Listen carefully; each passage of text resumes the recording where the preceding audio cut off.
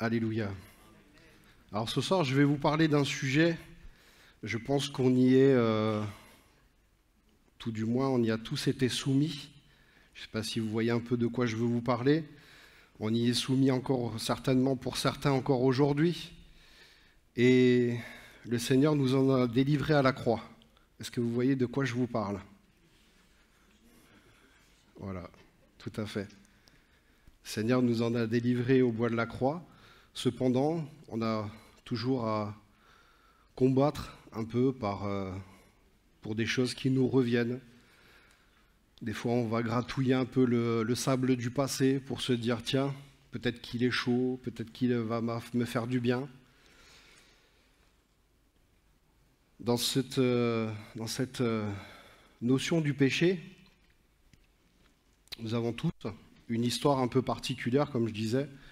Et moi, ce soir, je vais vraiment prendre exemple sur des choses qui nous arrivent à tous, sur des choses que la Bible a relatées. On va prendre cette parole dans Luc, au chapitre 7. On va faire un petit peu de lecture, parce que je pense que le contexte, il est important à ce qu'on le retienne et qu'on le comprenne. Bien entendu, vous avez compris que ce soir, on va parler de quelque chose qui n'est pas facile. Voilà.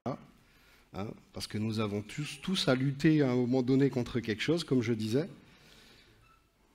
Et il faut savoir que, d'après la définition du Larousse, le mot péché, c'est une transgression. Alors, le Larousse dit une transgression consciente. Transgression consciente, je dirais que c'est un petit peu relatif. Parce que quand on n'est pas au Seigneur, parfois on fait des choses dont on ne réalise pas la portée, ou dont on ne réalise pas le poids. Mais par contre, il est vraiment relaté dans cette explication que c'est une transgression de la loi divine.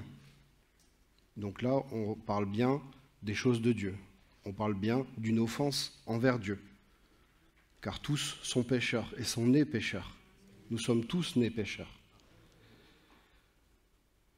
Et donc du coup, dans Luc, au chapitre 7, à partir du verset 36 jusqu'au verset 50, donc un pharisien invita Jésus à manger. Jésus se rendit chez lui et se mit à table. Survint une femme connue dans la ville pour sa vie dissolue. Comme elle avait appris que Jésus mangeait chez le pharisien, elle avait apporté un flacon d'albâtre rempli de parfum. Elle se tint derrière lui à ses pieds, elle pleurait, elle se mit à mouiller de ses larmes les pieds de Jésus. Alors, elle les essuya avec ses cheveux, et en les embrassant, elle versait le parfum sur eux. En voyant cela, le pharisien qui l'avait invité se dit, « Si cet homme est vraiment un prophète, il saura quelle est cette femme qui le touche, que c'est quelqu'un qui mène une vie de débauche. » Jésus lui répondit à haute voix, et c'est là que ça devient surprenant, et c'est là qu'on se rend compte de la grâce de Jésus. Donc il lui répondit à haute voix, « Simon, j'ai quelque chose à te dire. » « Oui, maître, parle, » répondit le pharisien. Il était une fois un prêteur à qui 2 hommes devaient de l'argent. Le premier devait 500 pièces d'argent, le second 50. Comme ni l'un ni l'autre n'avaient de quoi rembourser leurs dettes, il fit cadeau à tous deux de ce qui lui devait. À ton avis, lequel des deux l'aimera le plus? Simon répondit, « Celui, je suppose, auquel il aura remis la plus grosse dette. » Voilà qui est bien jugé, lui dit Jésus. Puis, se tournant vers la femme, il reprit, « Tu vois cette femme?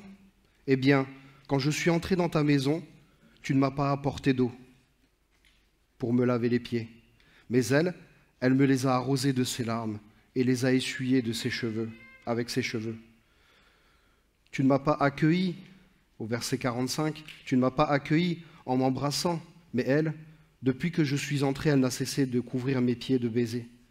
Tu n'as pas versé d'huile parfumée sur ma tête, mais elle a versé du parfum sur mes pieds. C'est pourquoi, je te le dis, ses nombreux péchés lui ont été pardonnés. C'est pour cela qu'elle m'a témoigné tant d'amour. Mais celui qui a eu peu de choses à se faire pardonner ne manifeste que peu d'amour. Puis il dit à la femme, au verset 48, « Tes péchés te sont pardonnés. » Les autres invités se dirent en eux-mêmes, « Qui est donc cet homme qui ose pardonner les péchés ?» Mais Jésus dit à la femme, « Parce que tu as cru en moi, tu es sauvée. Va en paix. » Nous réalisons bien dans ce récit que nous parlons d'une femme qui est venue pour se consacrer, qui est venue pour déposer ses péchés aux pieds du roi. Cette femme, c'est Marie-Madeleine, Marie de Magdalena.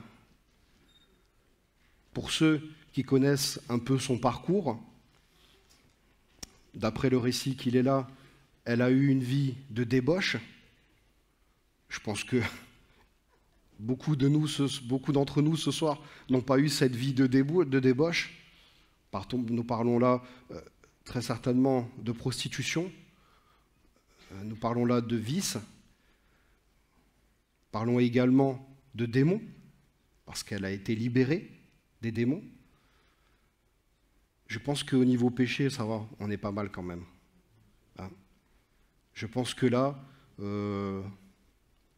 Jésus a fait émaner dans cette maison tout l'aspect de sa grâce, comme il a pu faire émaner en chacun de nous l'aspect de cette grâce. Et vraiment, ce soir, moi je vous le dis avec la sincérité de mon cœur, quand j'ai lu ce récit, les larmes me sont venues tout de suite, parce que ça m'a rappelé tant et tant de situations, tant et tant de péchés contre lesquels j'ai dû me battre. Et quand je vous dis me battre, c'est vraiment rien de le dire. Et tous, on a eu à se battre à un moment donné contre des péchés. Tous les jours, voilà. Mon frère le dit, tous les jours pour certains. Mais c'est quand même incroyable de voir l'acte de cette femme qui a apporté dans ce vase d'albâtre ce parfum. J'en suis sûr qu'à l'époque, un vase d'albâtre, bon, a priori ça faisait cette taille-là, mais un vase de parfum, ça valait des sommes astronomiques. C'était 300 deniers, me dit mon cher oncle, mais voilà, 300 deniers à l'époque, je ne sais pas combien il était le SMIC, mais ça devait... C'est pour rapporter à la vie d'aujourd'hui, hein, voilà, bien entendu. Mais ce que je veux dire, c'est que certainement que ça lui était peut-être même pas accessible, mais elle a tout fait, elle a tout fait. Elle n'a pas pris un chiffon sous sa main, elle est rentrée simplement dans cette maison et avec ses cheveux, elle lui a essuyé les pieds. Combien d'entre nous, ce soir, seraient capables de délier leurs cheveux et de nettoyer les pieds de notre frère qui est à côté? Je suis sûr que pas beaucoup. Voilà. Mon frère qui est là, pardonne-moi. Tu pourrais peut-être pas, mais j'en suis sûr que tu trouverais le moyen en tout cas. Mais ce qui est surprenant encore dans ce récit, c'est une fois de plus qu'on se rend compte qu'on va être jugé et qu'on sera jugé par ce pharisien, Simon. Cette femme est entrée simplement, elle a donné tout ce qu'elle avait, elle a donné tout son cœur, et cet homme n'a pas trouvé d'autre moyen que de la juger. Mes frères et sœurs, on sera jugés dans ce monde parce qu'on a déclaré nos péchés, parce qu'on a laissé nos péchés au pied de Jésus. On se rend bien compte aujourd'hui que les gens viennent et vous disent « Non mais Jésus, mais t'es sérieux Jésus, mais c'est qui Jésus ?» Jésus, ah ouais, le gars qu'on a mis sur une croix là. Mais moi je dis aux gens, le gars qu'on a mis sur une croix, messieurs, dames, c'est quelqu'un qui est venu pour vous sauver, qui est venu pour vous laver, pour vous apporter la véritable paix, comme il a apporté ce soir-là, ou cette journée-là, à cette femme, à Marie-Madeleine. Il lui a apporté la véritable paix, la véritable onction de paix, en la lavant de ses péchés. Et parce que ça vient sur mon cœur, je vais vous avouer quelque chose. Quand j'ai quitté mon église où j'étais à Mulhouse, mon père est venu me voir le matin, puisque moi je travaillais à ce moment-là, et j'avais travaillé de nuit. Et il est venu me voir le matin, il m'a dit, ouais, est-ce que tu viens saluer les frères et sœurs, parce qu'on va partir. J'ai dit quelque chose que j'ai regretté pendant des années. J'ai dit, moi, aller dire au revoir à cette bande de... Je vous laisse faire la suite de la phrase. J'ai dit, oh, c'est hors de question. Et je l'ai regardé droit dans les yeux, je dis, c'est hors de question. Et je ne suis pas descendu. Mes frères et sœurs, pendant des années, je m'en suis voulu. Pendant des années, je m'en suis voulu. Et quand je suis revenu au Seigneur, parce que c'était un péché quand même, hein, c'est-à-dire que moi j'ai jugé, j'ai condamné, j'ai craché sur les gens, même si ce n'est pas physiquement, c'est par la parole. Hein. Vous savez, hein, la langue c'est un fléau. Hein. C'est un fléau, hein, vraiment. Hein. Et ce que j'ai fait simplement, c'est que j'ai dit, Seigneur, je te demande pardon, je me suis mis à genoux, et il m'a réveillé pendant la première année, non, pas tout à fait la première année, ça faisait à peu près 2 ans que j'avais fait la paix avec mon Dieu, bien que je n'étais pas en conflit, mais pendant 1 année, tous les lundis matins, il me réveillait à 6 h du matin, et il me disait, aujourd'hui tu appelles telle personne. Telle personne. Et ça a fait ça pendant 1 année, tous les lundis matins, 6 h du matin, j'étais réveillé. Pour demander pardon pour mes péchés. J'appelais les personnes, j'ai appelé des anciens moniteurs et monitrices d'école du dimanche. J'appelle d'ailleurs une monitrice de l'école du dimanche, Michel, voilà, que je salue si elle me regarde sur Internet. Voilà. Je l'appelle et je lui dis, voilà, je te demande pardon. Si j'ai pu te faire souffrir, si j'ai pu te faire du mal, si j'ai pu avoir des paroles blessantes, je te demande pardon. Je lui ai dit, j'ai donné ma vie à Dieu et voilà, je suis revenu au Seigneur, vraiment, sincèrement. Et je la sentais sanglotante au téléphone et elle me dit, tu sais, aujourd'hui tu es un rayon de soleil pour moi. Et je lui dis pourquoi? Elle me dit parce que la semaine dernière j'ai perdu ma belle-fille. Elle est morte dans un accident. Et ce que tu m'apportes aujourd'hui, c'est la paix. Parce que je sais que ce que j'ai fait, c'était pas, je n'ai pas jeté en vain, je n'ai pas égrené en vain, je n'ai pas apporté le message en vain, mais je sais qu'il a mûri dans ton cœur. Et je lui dis vraiment, je te remercie. Et il y a eu tant et tant et tant de frères et sœurs comme ça que j'ai appelés, vraiment, et que je remercie, voilà, parce qu'ils m'ont apporté cette souche essentielle, voilà. Et du coup, tout ça pour vous dire que parfois dans notre péché, on est vraiment dans un orgueil qui est mortel. Je vous le dis, mortel. Mortel. Marie-Madeleine, c'était comme je le disais en début de message, c'était vraiment une femme pécheresse. Mais elle ne s'est pas laissée envahir par son orgueil. Elle a vraiment regardé à Jésus premièrement.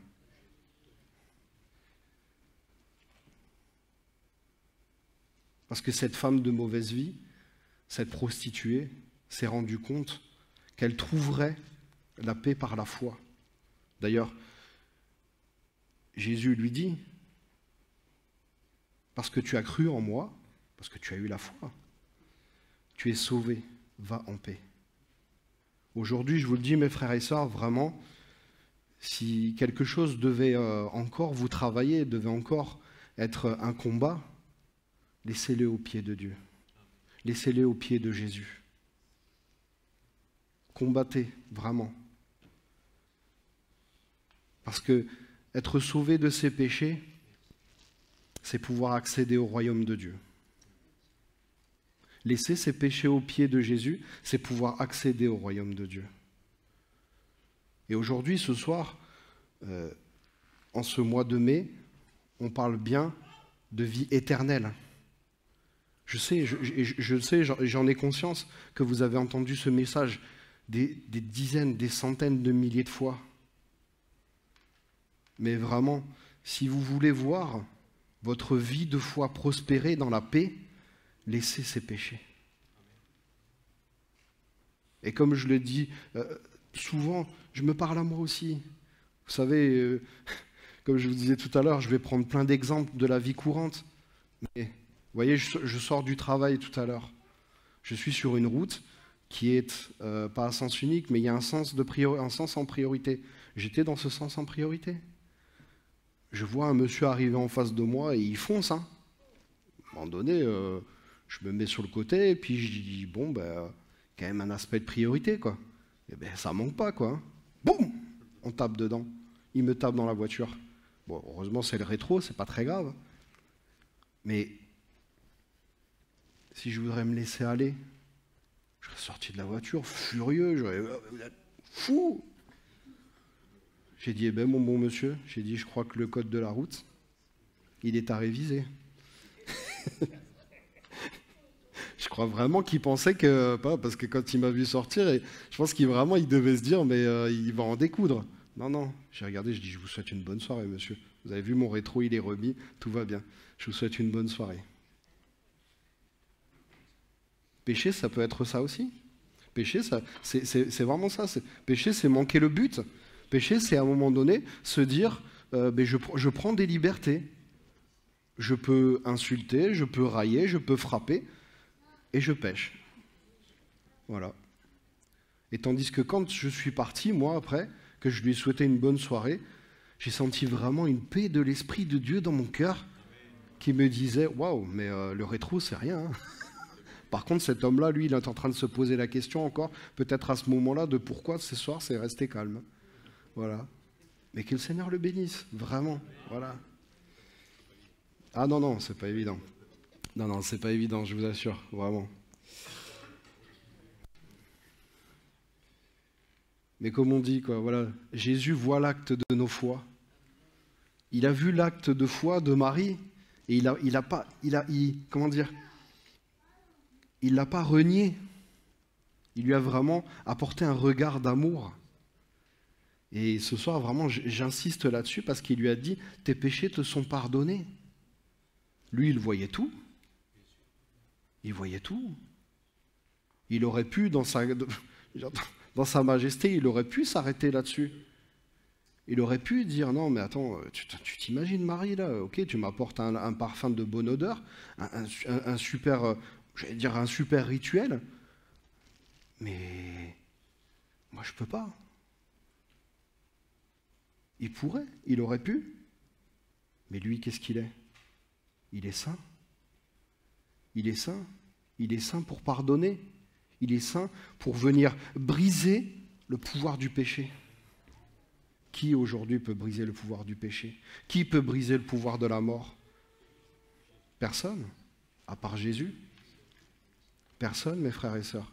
Et vraiment, je le dis parce que, bon, je sais que je parle ce soir à un auditoire qui est conquis par Jésus, qui est conquis par Dieu. Mais n'oublions pas aussi que nous avons des amis qui sont sur Internet, qui ne connaissent pas Jésus. Et vraiment, ce soir, je veux leur dire que Jésus sauve encore aujourd'hui, Jésus libère du péché encore aujourd'hui, Jésus guérit du péché encore aujourd'hui. Et combien nous sommes encore aujourd'hui à vouloir, dans notre orgueil, rester là, ruminant, comme les vaches. Je regardais l'autre jour une émission, les premiers estomacs d'une vache, ça fait quasiment les 3/4 de la vache, quoi. C'est énorme, vraiment. Voilà. Merci à Mac Lesguy sur E = M6. Mais c'est ça, c'est qu'en fait, la vache, elle va manger l'herbe, elle descend dans le premier estomac, et tout ce qui ne peut pas être digéré, ça remonte. Mais combien on est aujourd'hui à prendre exemple sur cette vache qui est en utilisant que le premier estomac. Mais en fait, en réalité, dans la vache, il y a 3 estomacs. Ouais. Ouais. Et le truc, c'est que quand nous prions au nom du Père, du Fils et du Saint-Esprit. C'est une puissance qui nous a été donnée pour nous libérer du péché, pour accéder à cette puissance de paix, vraiment. J'insiste ce soir là-dessus. J'insiste, parce que à force de ruminer, des gens en sont malades. Des gens en sont malades, mais malades. Moi, combien de fois j'ai dit à certaines personnes, mais punaise, mais tu te rends compte que tu passes plus d'énergie à ruminer qu'à pardonner, qu'à sortir du péché. Parce que sortir du péché, c'est ça. C'est à un moment donné accepter le pardon pour soi, mais aussi donner le pardon. C'est quelque chose d'important. Enfin, vraiment, je vois des gens aujourd'hui qui meurent à petit feu. Qui meurent à petit feu. Parce qu'on n'arrive pas à accéder à ce pouvoir de la paix. On n'arrive pas à accéder pour soi au pardon.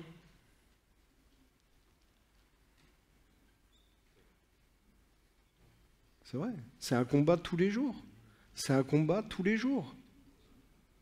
C'est nocif. Moi, je vous le dis, mes frères et sœurs, pardonnez. Si vous avez ce soir quelque chose qui vous interpelle dans cette parole, vraiment pardonnez.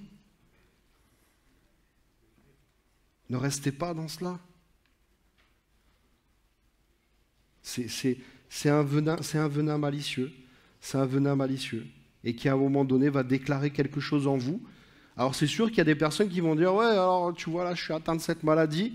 Dieu veut me toucher de cette maladie parce qu'il faut que j'ai quelque chose à comprendre. » Mais Dieu ne touche pas systématiquement d'une maladie.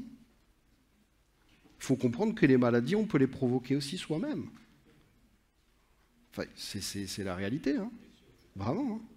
On peut, enfin, je le disais l'autre jour pendant la Sainte Seine, aujourd'hui c'est quand même aberrant de voir le nombre d'anxiolytiques, d'antidépresseurs qui sont pris. La dépression, elle est due par rapport à diverses problématiques, diverses choses. Mais cette dépression, elle peut aussi être soignée. Elle peut aussi être brisée. Mais il faut le vouloir. Il faut le vouloir. Cette femme, elle a été libérée, Marie-Madeleine, elle a été libérée de la prostitution. C'était peut-être son seul moyen de vie. Moi, je ne suis pas là ce soir pour juger qui que ce soit. Jésus ne l'a pas fait, pourquoi moi je le ferais ce soir? Elle a été libérée du pouvoir du péché.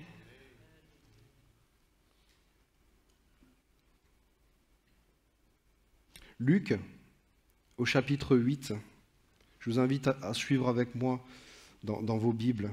Alors moi, je vais vous la lire dans la version Summer.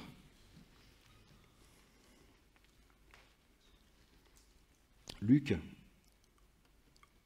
au chapitre 8, et à partir du verset 1er jusqu'au verset 3. Quelque temps après, Jésus se rendit dans les villes et les villages pour y proclamer et annoncer la bonne nouvelle du royaume de Dieu. Il était accompagné des 12 et de quelques femmes qu'il avait délivrées de mauvais esprits et guéries de diverses maladies. Marie, appelée Marie de Magdala, dont il avait chassé 7 démons. Je le disais au début de ma prédication, 7 démons. Hein? On ne parle pas d'une petite pacotille. Jeanne, la femme de Chuza, administrateur d'Hérode, Suzanne et plusieurs autres, elles assistaient Jésus et ses disciples de leur bien. Certainement que dans ces femmes, plusieurs avaient quelque chose en elles à faire sortir. Marie Magdalena avait 7 démons en elle. 7 démons. Je pense que à l'intérieur d'elle, ça devait sacrément chauffer quand même. Vraiment. Et pourtant, Jésus est venu et l'a libérée. Et elle a suivi Jésus. Elle a suivi Jésus jusqu'à où? Est-ce que vous le savez jusqu'à où elle a suivi Jésus? Amen. Jusqu'à la résurrection. Jusqu'à la résurrection, elle a suivi Jésus. Ça a été une des premières témoins de la résurrection de Jésus. Mes frères et sœurs, vraiment, je vais... L'Esprit est présent ce soir. Vraiment. Hein? L'Esprit de Dieu est présent. Moi, ce soir, je vous le dis, Jésus a permis à cette femme qui était prostituée, remplie de 7 démons, de venir assister à sa résurrection. quelle grâce! Mais quelle grâce! Vraiment! Moi, je dis Amen, Alléluia! Parce que les cieux seront remplis de pécheurs, mais qui se seront repentis sincèrement, qui auront apporté ce parfum de bonne odeur. Et toujours, ce petit témoignage que j'ai envie de vous apporter ce soir, le Seigneur m'a permis un jour de sentir ce parfum de bonne odeur. J'y croyais pas, vraiment. J'en ai parlé à quelques frères et sœurs qui sont au courant, et je le proclame aujourd'hui parce que je vous dis, Jésus est vivant. L'Esprit de Dieu est vivant, et il vit en nous. J'étais sur le camp de l'Égoile, le camp chrétien, voilà, où je vous invite à venir, voilà, venir passer quelques jours, une semaine. N'hésitez pas, vous ferez beaucoup de bien. Il y avait un soir un groupe de gospel qui chantait. Et punaise, à un moment donné, je dis, mais qu'est-ce que c'est que cette odeur? Je sentais comme une odeur de barbecue, quelque chose de particulier, vraiment. Et punaise, sur le coup, je me lève de ma chaise, je tire la toile, je dis, quelqu'un qui fait un barbecue, mais c'est interdit ici, ils s'en foutent, avec le feu, tout ça. Je vois aucune fumée, rien, machin. Je retourne, et en me levant, je sens plus rien, je retourne à ma place, de nouveau cette odeur. Et dans mon cœur, le Seigneur me dit tout simplement, mais d'une simplicité, mes frères et sœurs, vraiment, n'allez pas chercher la complication parce que Dieu est simple. C'est l'autel là-bas, l'autel du sacrifice. Ces personnes-là, ces frères et sœurs, qui étaient en train d'apporter leur louange de tout leur cœur, et vraiment certains y ont assisté ici et l'ont vu à quel point c'était fait de tout leur cœur, étaient en train d'apporter un parfum de bonne odeur. Et pourtant, quand on entend le témoignage de ce frère qui gère ce groupe de gospel, franchement, wow, ça pique. Hein. C'était un gars qui vivait dans les cités, enfin voilà, et je vous laisse avec tout ce qui va derrière. Hein, voilà. Il y a plein de gens qui vous aiment dans les cités. Hein, voilà. Et vraiment, je ne condamne pas les gens qui sont dans les cités. Mais simplement, c'est pour vous dire qu'il a vécu des choses qui n'étaient pas évidentes. Et il a fait des choses qui étaient vraiment graves. Mais le Seigneur, dans sa grâce, lui a permis d'apporter ce parfum de bonne odeur. Et gloire à Dieu, gloire à Dieu. D'ailleurs, après cette réunion, je suis allé m'entretenir avec lui parce que je pensais que c'était important de lui apporter ça. Et il m'a dit, mais tu sais, en ce moment, on est en train, avec le groupe, de faire une étude sur le tabernacle. Et on est en train d'arriver à l'autel des sacrifices. Et j'ai dit, si ça, c'est du hasard, eh bien alors, non, ça c'est l'Esprit de Dieu. C'est l'Esprit de Dieu, mes frères et sœurs. Et vraiment, moi, ce que je souhaite à notre Église, c'est que nous puissions vivre ça sincèrement. Et vraiment, je vous le dis, je ne suis pas le meilleur des hommes. Voilà, je suis là, ce soir, en train de vous parler, je ne suis pas le meilleur des hommes. Vous savez, je suis là, voilà. Moi, mon désir, c'est de vous servir du mieux que je peux. Voilà. Et tant que je pourrai. Mais vraiment, moi, ce que je veux, c'est vivre ça dans mon église. Cet autel des parfums. Cet autel du sacrifice. Vraiment. Comme je le disais tout à l'heure, Jésus n'a pas appelé les personnes de bonne vie. La preuve, il a repris Simon, ce pharisien, qui certainement était en train de se dire « Mais moi, dans ma maison, je suis parfait, n'est-ce pas? Je ne reçois pas des gens comme ça. » Mais Jésus l'a remis à sa place. Parce que Jésus, il est venu sauver. Il est venu délivrer du péché. Il nous délivre encore ce soir. Vraiment. Je disais encore l'autre jour à mon très cher père, nous avons vécu dans une église, quand j'étais plus petit, dans une église où, je peux vous dire vraiment, il y avait les ténèbres, elles étaient parfois au-dessus, mais vraiment, et ça chauffait. Hein. Il y a des soirs, ça chauffait vraiment, vraiment. Je veux dire, à Castres, ça va, c'est un peu calme quand même, c'est plutôt calme. Mais Moi, je me souviendrai toujours, je devais avoir 7 ans. 7 ans, vous savez, c'est l'âge où on commence à comprendre ce qui se passe, c'est l'âge où on commence un peu à analyser ce qui se passe. Et je vois cet homme qui rentre.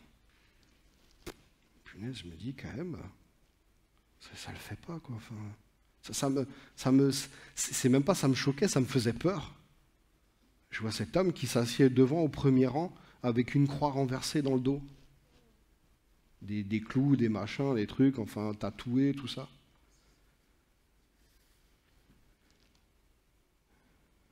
Moi, c'est quelque chose qui m'a profondément marqué.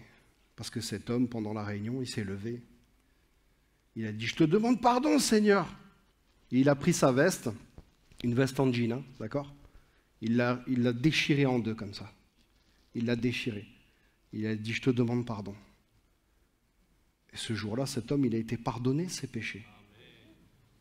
Et pourtant, il est venu blasphémant, carrément. Parce qu'une croix renversée, enfin, voilà, tout le monde en connaît la signification, hein, voilà.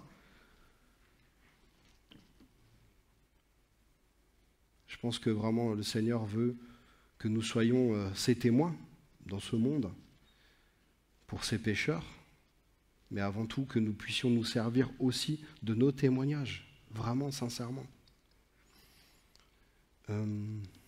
Ma sœur, si tu veux bien éteindre la lumière, je vais vous proposer un petit témoignage qui va rapporter un peu à ce que je viens de dire. Voilà, mon frère, si tu veux nous le mettre sur l'écran. Alors vous allez voir, hein, d'un premier abord, c'est quelque chose qui peut-être va vous interpeller, voilà. Mais vraiment Dieu agit. Et Jésus pardonne.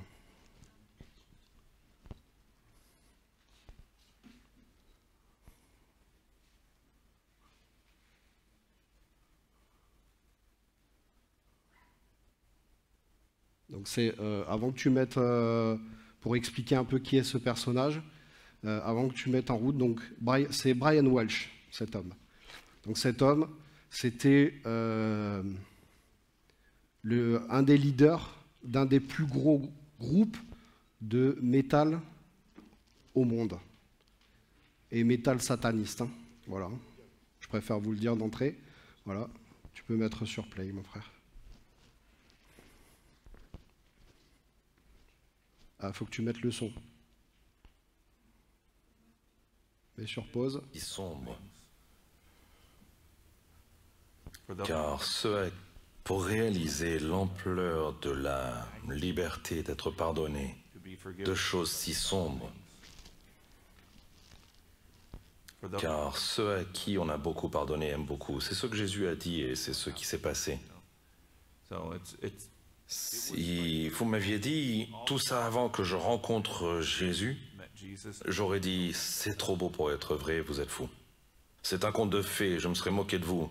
Mais Jésus, par sa grâce, m'a montré que c'était réel. Au plus fort de ma dépendance, ce à quoi ressemblait une journée à l'époque, c'était juste se lever.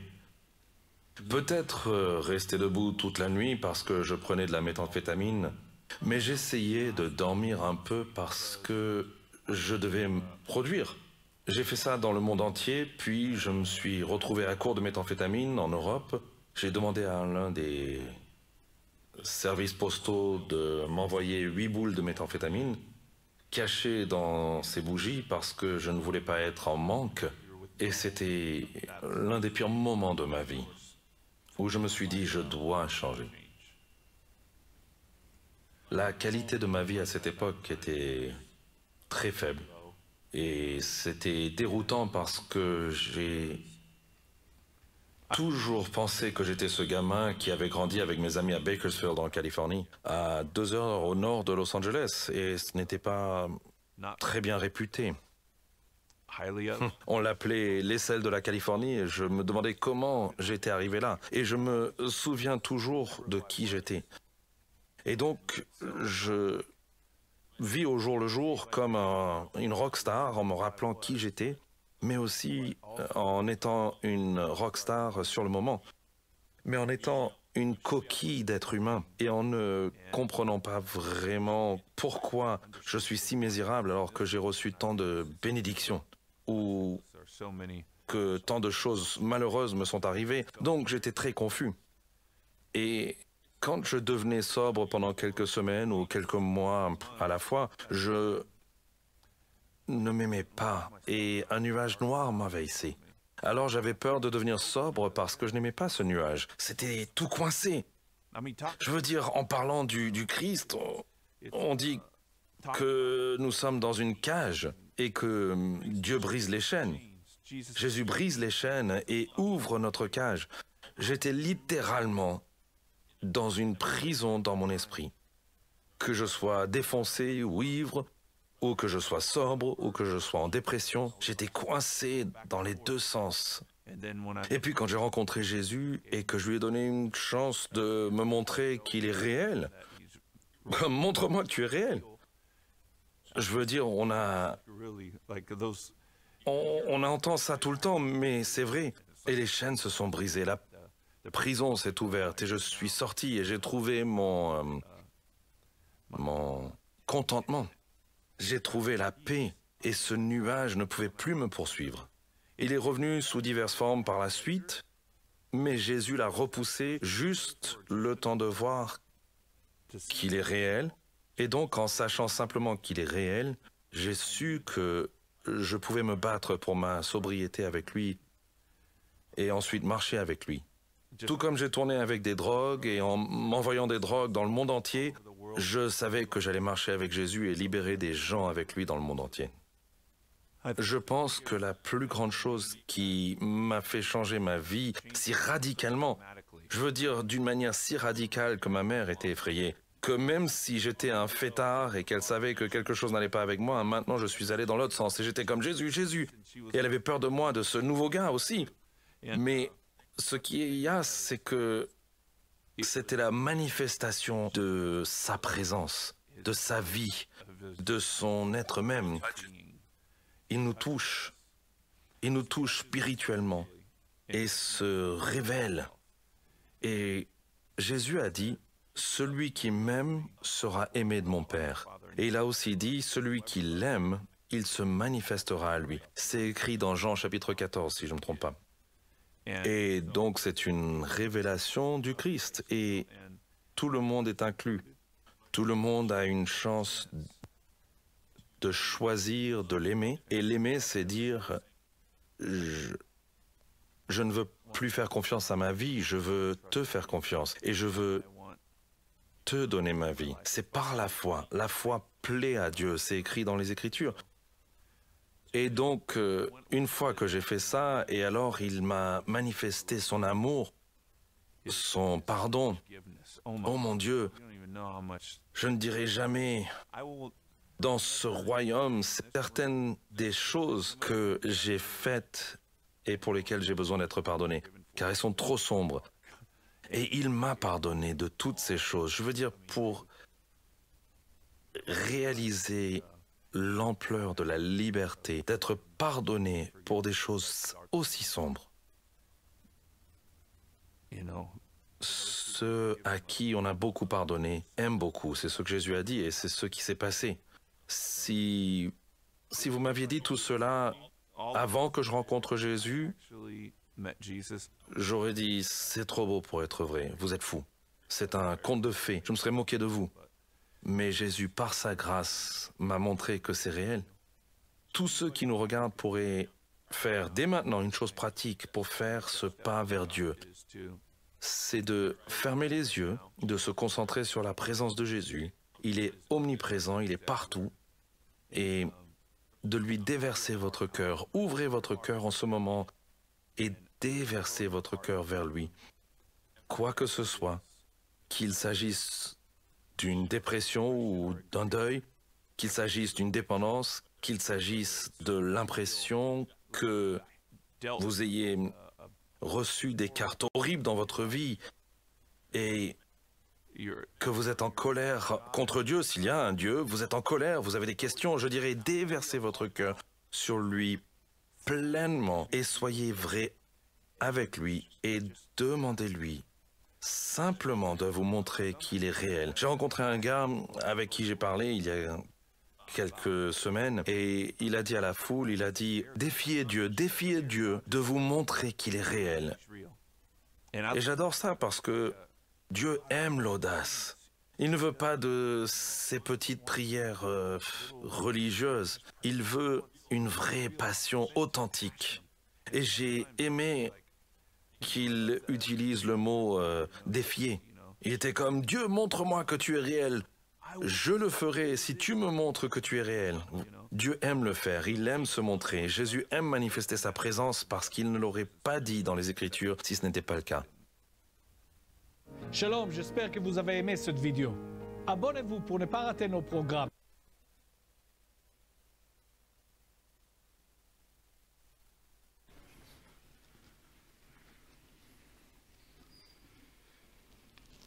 Amen. Amen. Alors juste à titre indicatif, il n'est pas maquillé. Hein. C'est simplement qu'il a fait une grosse erreur. Alors il a retiré quelques tatouages qu'il avait. Il a fait une grosse erreur, c'est qu'il s'est tatoué les paupières. Et pour enlever ça, c'est très, voire ultra douloureux. Voilà. Donc il n'est pas maquillé. Tout va bien. Je me suis dit, tiens, il faut que je leur dise quand même. Hein, voilà. Mais on se rend bien compte, dans ce témoignage, que Jésus est présent. Comme le dit, voilà, maintenant j'ose dire, notre frère Brian, il aime l'audace. Et Dieu veut que nous soyons audacieux. Si on a quelque chose qui encore persiste aujourd'hui, ayez l'audace de lui dire, Seigneur, tu vois, j'ai ça qui me retient. Ne pensez pas que le péché peut être caché. Rien ne peut être dissimulé à Dieu. Absolument à rien. Seigneur, j'ai ça. Je te le porte là, au pied de la croix. C'est difficile pour moi, je vais souffrir. Mais toi, tu n'as pas souffert pour moi. Il a souffert la mort.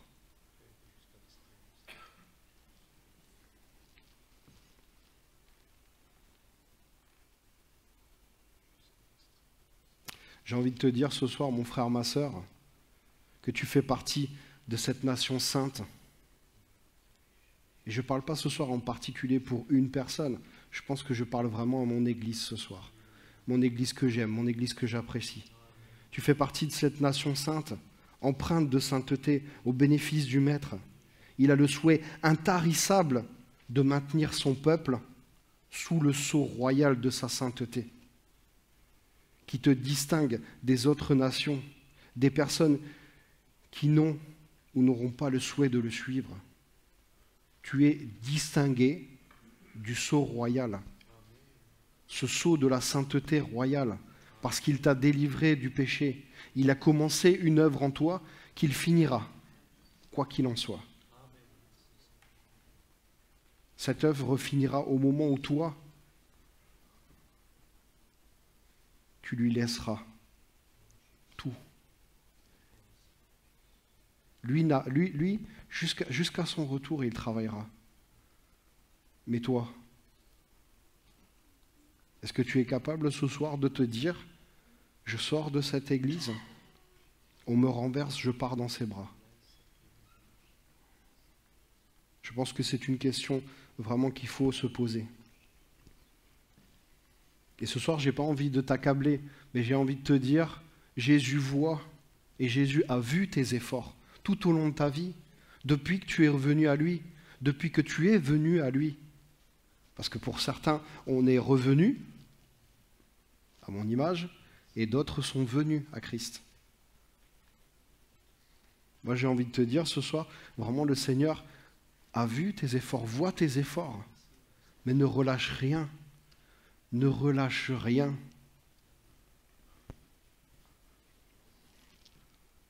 Parce que j'ai combattu le bon combat, comme le dit ce passage dans la Bible. Et le bon combat, c'est jusqu'à la fin, jusqu'au dernier souffle.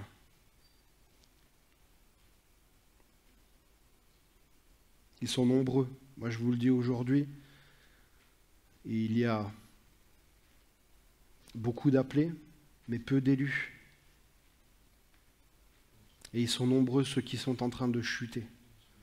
Ceux qui sont en train de se dire, allez, c'est pas grave, écoute, franchement, de manière perdu pour perdu. Moi, j'ai entendu des gens qui m'ont dit, et vous savez, c'est le genre de personnes qui se dissimulent un peu dans la société, qui dit, oui, oui, je connais un peu Jésus, je connais un peu la Bible. Moi, ces personnes-là, elles m'ont dit, ouais, tu sais, l'enfer, bravo, de manière, on ira tous en enfer. Ah, ben j'ai dit, c'est dommage pour toi, parce que tu n'as pas une ambition divine. Et ben j'ai dit, moi, je sais, ce soir, à cet ami-là, je lui ai dit, ce soir, je vais te soulager, parce que Jésus t'aime. Et il est prêt à t'accepter. Il est prêt à te recevoir, là, sur le trône. Mais c'est à toi de faire le premier pas. Et bizarrement, je l'ai revu quelques temps après, il m'a dit, ça m'a fait réfléchir quand même ce que tu m'as dit. Gloire à Dieu. Toute gloire revienne à Dieu, vraiment. Moi, j'ai envie de dire ce soir que le péché, ce n'est pas une fatalité. Parce que combien aujourd'hui se privent encore de la grâce de Dieu parce que on se dit, allez, ce dimanche, non, Seigneur, non mais, on est le samedi soir, hein. Seigneur, non mais attends, t'as vu ce que j'ai fait cette semaine? Non mais c'est bon, moi je vais rester là, sur le canapé, je vais regarder le jour du Seigneur, ça ira bien, hein, voilà. Et puis on se prive, on se dit je vais pas y aller dimanche, je vais pas y aller mardi, je vais pas y aller vendredi, et puis non, ce dimanche-là non plus, parce que j'aurais fait trop de choses. Moi j'ai envie de te dire, mon frère, ma soeur, mon ami, ne te prive pas de la grâce de Dieu. On n'est pas dans l'église des parfaits. On est dans l'église de ceux qui recherchent la sainteté. On est dans l'église de ceux qui sont en chantier, comme le disait ce cher frère. Hein? On est dans l'église des imparfaits, mais qui tendent à la perfection et à la sainteté de Dieu.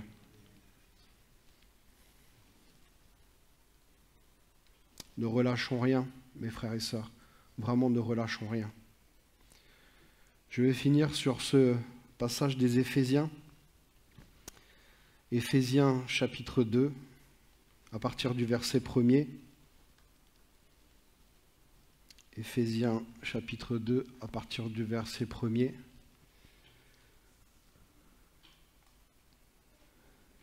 Jusqu'au verset 10. Autrefois, vous étiez morts à cause de vos fautes et de vos péchés. Par ces actes, vous conformiez alors votre manière de vivre à celle de ce monde, et vous suiviez le chef des puissances spirituelles mauvaises, cet esprit qui agit maintenant dans les hommes rebelles à Dieu. Nous aussi, nous faisions autrefois tous partie de ces hommes. Nous vivions selon nos désirs d'hommes, livrés à eux-mêmes, et nous accomplissions tout ce que notre corps et notre esprit nous poussaient à faire. Aussi, étions-nous par nature destinés à subir la colère de Dieu comme le reste des hommes. Mais Dieu est riche en bonté. Aussi, à cause du grand amour dont il nous a aimés, alors que nous étions spirituellement morts à cause de nos fautes, il nous a fait revivre les uns et les autres avec le Christ. C'est par la grâce que vous êtes sauvés. Par notre union avec Jésus-Christ, Dieu nous a ressuscités ensemble et nous a fait siéger ensemble dans le monde céleste. Il l'a fait afin de démontrer pour tous les âges à venir l'extraordinaire richesse de sa grâce qu'il a manifestée en Jésus-Christ par sa bonté envers nous. Car c'est par la grâce que vous êtes sauvés, par le moyen de la foi. Cela ne vient pas de vous, c'est un don de Dieu. Ce n'est pas le fruit d'œuvres que vous auriez accompli. Personne n'a donc de raison de se vanter. Ce que nous sommes, nous le devons à Dieu. Car par notre union avec le Christ, Jésus Dieu nous a créés pour une vie riche d'œuvres bonnes qu'il a préparées à l'avance afin que nous les accomplissions. Il a préparé pour nous, depuis notre naissance, ces œuvres bonnes que nous devons accomplir aujourd'hui. Et je le disais encore il y a quelques semaines, je le disais, c'est effarant de se rendre compte, passez-moi l'expression, mais c'est effarant de se rendre compte combien ce monde n'arrive pas à se rendre compte que nous sommes nés spirituels. Nous sommes nés d'une spiritualité. C'est vrai. Gloire à Dieu. Mais aujourd'hui, ce qu'on veut, c'est se détacher de Dieu.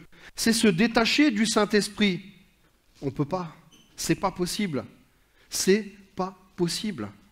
Mes frères et sœurs, combien d'entre vous ont expérimenté une journée sans prière? Eh bien, quand on va se coucher le soir, hein, ça fait bizarre. Hein, on a l'impression qu'on a le souffle coupé. On a l'impression que la rate se dilate. On n'est pas bien. On n'est pas bien. Moi, je vous le dis, mes frères et sœurs, et à nos amis internautes aussi, nous sommes nés de spiritualité. On n'est pas nés comme ça, par le fruit du hasard. On n'est pas nés par le Big Bang. On n'est pas descendu du singe. Le singe descend de l'arbre. Nous ne sommes pas descendus du singe. Nous sommes descendants de Dieu. Nous sommes descendants d'une spiritualité vivante encore aujourd'hui. Et c'est pour ça que quand on va pécher, c'est pour ça que quand on fait quelque chose de mauvais, ce qui habite en nous vient nous reprendre. Je donnais encore l'exemple à quelques frères, à mon frère qui est là-haut il n'y a pas si longtemps. Essayez de rouler avec une voiture qui n'a pas de frein.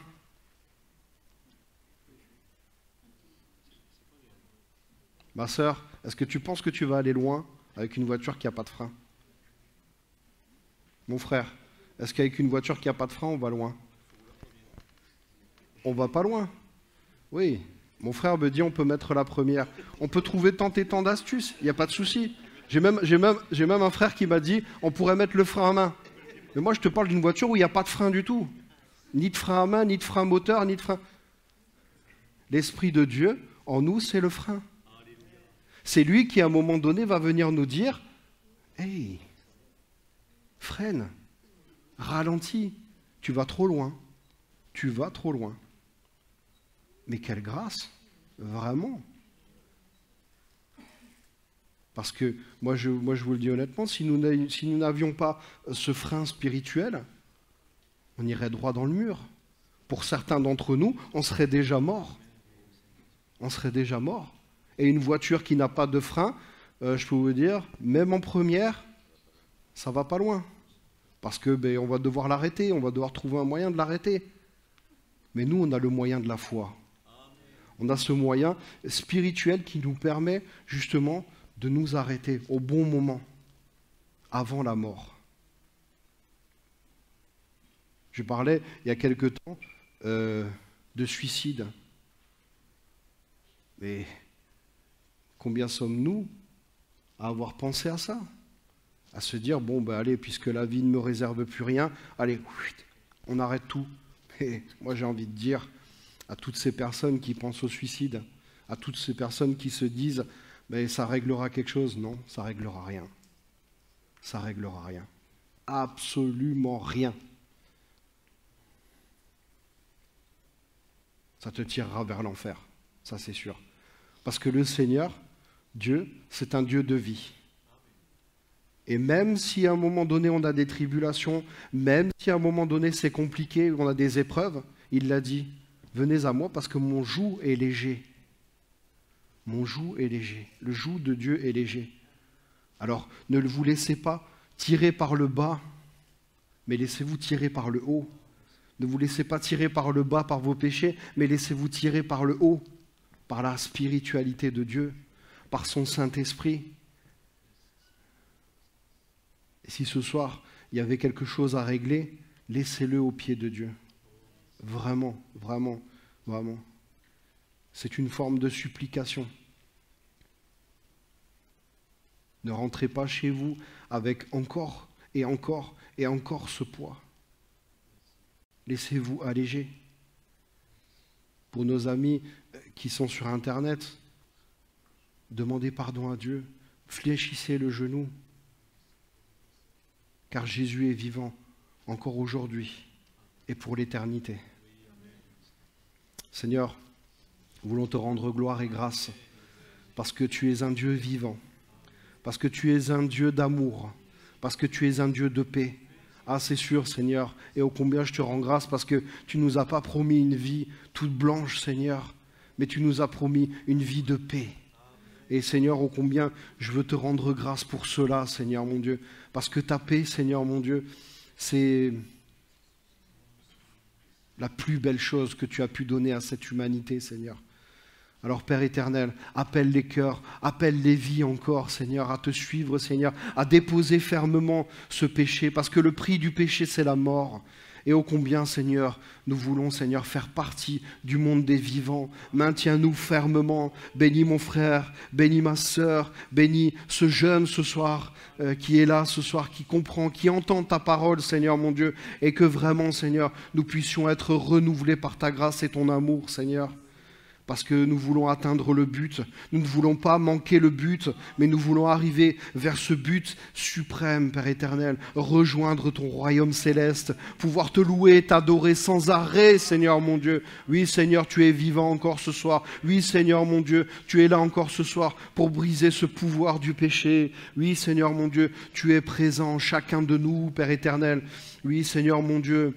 Vraiment, Père éternel, ce soir, bénis, Père éternel, relève, Seigneur mon Dieu. Nous restons les têtes courbées, nous restons dans la présence de notre Seigneur. Mon frère, ma sœur, si tu as quelque chose à déposer aux pieds du Seigneur, eh bien, lève ta main et je prierai pour toi. N'hésite pas, n'hésite plus ce soir. Vraiment, laisse l'Éternel, laisse cet esprit vraiment venir briser ce pouvoir du péché.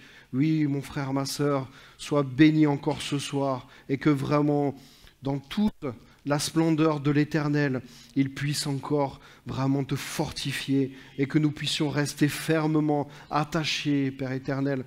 Oh, béni Seigneur. Alléluia, Jésus. Oui, Seigneur. Oui, Seigneur.